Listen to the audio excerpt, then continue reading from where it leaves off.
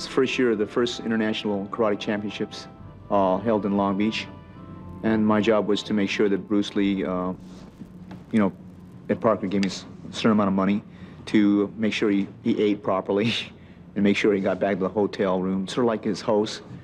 And I met him then and grew to really like his personality, and we became very close friends. When Bruce arrived in the United States, he had the training in Wu-style Tai Chi, sometimes in Hong Kong they call it Unga. And he had the, of course, training in Western boxing. He had training in fencing from his brother. That's epee, that goes from toe to head.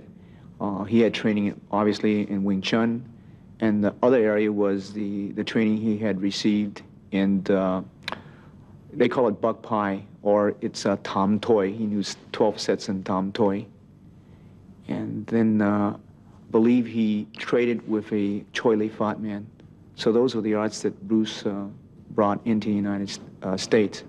What Bruce did, as it relayed to me, that he could never learn from the top man, because in those days, Kung Fu practitioners were quite prejudiced, and they didn't usually share the knowledge with other people from other styles. So what Bruce did, he knew that, so what he did would go to the second or the third or fourth man in the system and say, well, look at how would you like to learn Wing Chun? And I'll trade you my Wing Chun knowledge for your praying mantis. Let's say it's Northern praying mantis. And that's what he did, because he knew that the head instructor wouldn't teach him. So he did that in Southern mantis. Southern mantis, I believe he trained straight with the man. But a lot of the styles that he trained in Chinese Kung Fu, the way he picked it up, he would exchange the knowledge in Wing Chun for different styles. And of course it was between him and the person he traded with. So he usually picked the second or third or fourth or fifth man within the hierarchy or of the top five in each Kung Fu system. And then as he approached that, he worked obviously with a lot of Western boxers. A lot of his students were sort of street type fighters. He worked with various different wrestlers and judo man and jiu-jitsu man, and slowly went away from the traditional or the classical way of training in Kung Fu. And he sort of changed the methods. In other words, he did away with the classical traditional ways of forms. But I think he still kept the forms, but he separated between what was the forms and what was the way he wanted to train for martial art. He referred to the forms as martial art gymnastics. And that's the first part that you would see, because when I first learned under Bruce, he was teaching me sets. For the first 6 months of my training, I learned sets. And I was learning a set in Northern Mantis, and the first set in Wing Chun, and a little first part of the Wu system, Tai Chi Chuan. And then within about 3 to 6 months, it's hard to go back in my memory right now, but he said that's not where it was at. And he just completely stopped teaching me that, and went into this, what I call his way of thinking, his way of training.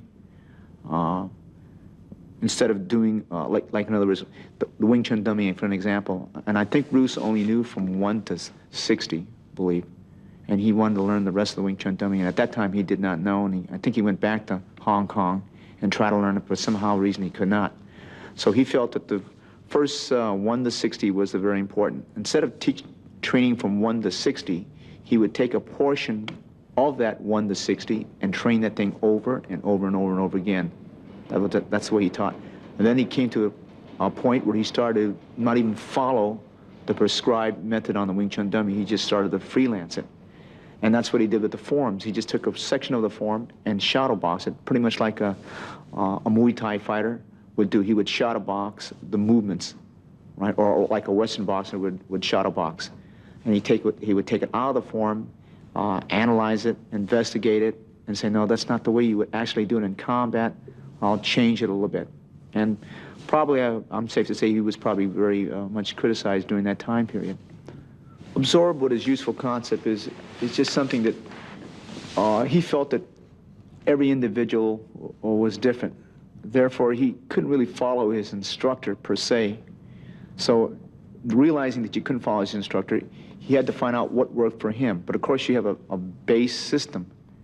And so his interpretation is that you could, say, unite Wing Chun and flow right into Jiu-Jitsu, and go from Jiu-Jitsu into Western boxing, and Western boxing out to Savate or out to Muay Thai, and go back and in and out of various disciplines. This was his idea, and he seemed to, as people said at that time, get away with it. But a traditionalist might frown on that, because that's not the accepted way. There are some people that, when you study with them, whatever the style is, they want you to say strictly Chole Fat, or let's say Chole Fat, for instance. Okay, but his concept was that you didn't have to. You could flow from Chole Fat into Wing Chun if you knew how to do it. You can flow from Chole Fat into Western boxing hands. From Western boxing hands, you can flow into Jiu-Jitsu. You can flow into grappling. So absorb what is useful is that, identically what he's trying to say is it's from a book called The Art of War, Sun Ji. He says, absorb what is useful, reject what is useless, and add specifically what works for you. So that's basically the philosophy behind absorb what is useful. Transcending technique is many ways you could do this, but the techniques really aren't that important. What makes a technique, in my opinion, is the timing, the rhythm. Okay, your personal attributes like your agility, your balance, your coordination, dexterity, stamina, strength for that certain time period. The technique has to fit the individual. Technique has to fit motion, both your motion and the opponent that you're flowing with. That's the important part about technique. So attributes, according to Bruce, were probably more important than technique. Developing speed or stamina or strength, those were attributes that you do use in combat. And that's, I think, what he was trying to say there, that you got to transcend the technique, both physically and mentally. Having no limitation as a limitation, the philosophy behind that is that if you are trained in a particular martial art, which is called a Japanese style, they might see something in another style that they like, let's say another Chinese style. But because of the curriculum, they stay within the boundaries, so therefore it limits what he can use. As having no limitation is your limit, he's using no limit. The boundaries within the Western boxing, let's say that's a boundary because you're boxing, you're strictly using your hands. You're not really using your knee, you're not using your elbow, so it is limited. Wrestling, for the most part, unless it's professional wrestling, you're not allowed to use the elbow, or bite, and gouge. So you're limited because that gives you a kind of a structure to work with. Judo is very, very good art. They throw well, they choke well, they strangle well, they arm bar, they leg bar, but there is no punching, so that's limit. So he's trying to say using no limitation as styles do limit to a certain degree. Bruce said that to transcend technique, it has to punch, it has to kick. You don't punch, it punches, it kicks, it elbows, it knees, it head smashes, all right? It does everything. It grapples, it locks, it chokes, it strangles. It was the transcending of self. You don't know how you hit. It hit. It just hit by itself without even a conscious effort. That's what he's talking about, that the it. So he's transcending the physical. He told me once, well, I don't know if it's true or not, he said that he could see himself, if there was a person he's fighting, that he never fought the battle from here. He fought the battle from here, and he could see himself and the opponent. He says, I says, let me get this straight now. You mean your opponent's here, and you're not here watching this guy? He says, yes, I'm watching from here. So he had that saying, and I think it's in one of his sayings, he says, be like a wooden doll. It has no ego. It just moves like a wooden doll because you move. So he can absorb it, like you said, you can observe things better from a third person, without critically. Like it's when I train fighters, I couldn't understand why they couldn't see the opening when they were sparring, right? And why they didn't cover this. But when you get in there, you can't see the opening. You could see it from the third person, and that's where Bruce was saying he was seeing it. For a good example, when I played football, if I made a good run, it was so effortless. When you're up there in the stadium, you can see the openings where he should have ran left and right. But when you're running with the ball, you can't see the openings sometimes, right? Your coach from the bench can see it, and your scout up there in the stadium can see where you should have ran left or right, or you should have put on a speed, or should you stop short and cut to the left or to the right. But when you're in the heat of it, you really can't see it, right? That's what he's saying, that he sees it from a third person. Therefore, he can see the openings. That's why a trainer has to tell his boxer or his fighter when he comes back to the corner, he says, loop with the overhead. He's dropping his hands because sometimes he's so occupied in trying to defeat his opponent, he can't see it because he's not a wooden doll. You have to be formless, as he should tell us. And that's, I think, what he's trying to say. It does it because he's no longer in the body. What Jun Fan was basically, I think its base system was probably Wing Chun, and thrown in with ideas that he picked from Savate, Muay Thai, as he saw it, as he observed, thrown in with various different Kung Fu systems and Western boxing with Jiu-Jitsu and different things he had learned from different grappling arts from China. And that's the basis of Jun Fan. The liberation of Jun Fan, we get into now what we call Jeet Kune Do. For an example, to expand on what Jeet Kune Do is, Jeet Kune Do is a very personal thing. Therefore, it is not really a product.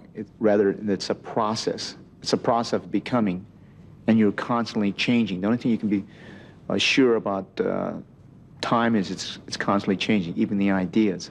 Okay, so Jeet Kune Do, for an example, if I had one student, he might incorporate only 20%, let's say, Western boxing, as another student might really like it, so he'll use 80% Western boxing. Another person might incorporate 100% Muay Thai. Another person might not like the training, so he might incorporate 10. That's strictly up to him. A person might incorporate grappling. Let's say there's three persons. One person might not incorporate any of it. Another person would incorporate maybe 10%, another person 50%, another person maybe 80% of it. But what is important, that he is exposed to that particular discipline. The way I'm moving now, I use the discipline to develop attributes. That's the key thing. Because I believe, like Tai Chi Chuan, for an example, it has a lot of good characteristics that I like. You know, it sort of calms the system down, and it has balance. It promotes balance, and it has good body control when you do it. Muay Thai, the advantage I think there is that they are really, as far as conditioning in the martial art, I consider them to be the most highly conditioned martial artists out there. So I like to incorporate that aspect of it. I leave my students to say, well, do they like the training in Muay Thai better than they like the training in Bondo or so on. I allow my students to choose what they like, what they want to do, and what art that they want to gravitate to. And I think this is important. Just as when people go through public school, you should give them a base study course, but you allow them after they come out to pick what they want, whether they want to concentrate on music more, or art, or on math, or on science. So Jeet Kune Do is just the same thing. You concentrate on your effort. A Jeet Kune Do technique can be a boxer's left jab, it could be a boxer's left hook, it could be a boxer's uppercut, and it could be a cross. It could be a Muay Thai kick on the thigh. It could be an elbow from Muay Thai. It could be a knee from Muay Thai. It could be a wrist lock from Jiu-Jitsu or Aikido. It's whatever works. So a Jeet Kune Do technique, you can't really classify a Jeet Kune Do technique. In the way of in the realm that Bruce had it, it's absorbing what is useful for you. Since it is not a style, we use maybe certain disciplines to get certain attributes, to develop certain things. So there is no Jeet Kune Do technique as per se, as the way he founded the idea. Okay? Many people refer to it as a style, but it's not a style, because it's not a style as a product. And as he used to tell me, it is a process. It's just a process of constant growth. And what is Jeet Kune Do for you now might not be Jeet Kune Do for you 6 years down the line because of age, because of time, a factor of training and things of that nature. Jeet Kune Do now, since there's a lot of disciples that came from Bruce, and I have a lot of students, each is developing it in the way that they think it should be developed. Some people don't want to come out, they want to stay in the garage and teach 1 or 2 or 3 students, that's fine too. Others want to promote it more, get it into the limelight a little bit more, and that's fine too. Like, for an example, Daniel Lee, he teaches Jeet Kune Do, but his main thrust is Tai Chi Chuan. He promotes it through Tai Chi Chuan. As Richard Bustillo is more into Western boxing, he's more into kickboxing. He takes that aspect of Jeet Kune Do and tries to push that aspect. Larry Hartzell is more into what we call Filipino Dumog, which is grappling, or Layog, which is another form of Filipino grappling, and mixing in with a little Chinese Chin-A here and there, and Western wrestling, and some things from Jiu-Jitsu and some things from Aikido that he's integrated for himself. So Jeet Kune Do, the only worry that I have is that some of these people might lead their disciples down one particular path and say, this is Jeet Kune Do, and my Jeet Kune Do is the way Bruce would have had it. Then my person might say, no, it's in the kickboxing, and it's in the Thai boxing, and it's in the wrestling. This is the way Bruce would have had it, okay? That's the only danger that I see. Bruce did hand out certain techniques, but they were used to illustrate a certain point when you might use this at a particular range. And the thing that he used to tell me, there are certain weapons that are good for certain ranges. Like a grenade, you wouldn't use it 5 feet away from you. You might use a dagger. A staff, you might use it for a little bit shorter distance. A grenade would be good maybe if there's a machine gun nest out there 50 yards, and that would be the time to use it. There are certain techniques that are good for certain circumstances. Once a man crashes in and he's in grappling range, you should use it. So there are some people who don't believe in the grappling range, but if you look at any professional boxing match or kickboxing match, they within 2 to 3 kicks or 3 or 5 punches, they're already in clinching range. So you should have a grappling art. You can't afford not to learn it. Okay. Some people say, well, I'll finish it all in kicking range. I'll finish it all. So I guess what I'm trying to say is that every system or discipline has its time and place. For an example, Bruce used to ask me, he said, Dan, what's the best way of travel? I says, 747, jet, United Airlines. Possibly. He says, well, if you're going across the street, the jet wouldn't be very much use, would it? If you wanted to go 2 or 3 blocks, maybe a bicycle might be better than the car. And if you're in the jungles of Amazon, he says, the Porsche that McQueen drives isn't any good because they can't use it under that environment.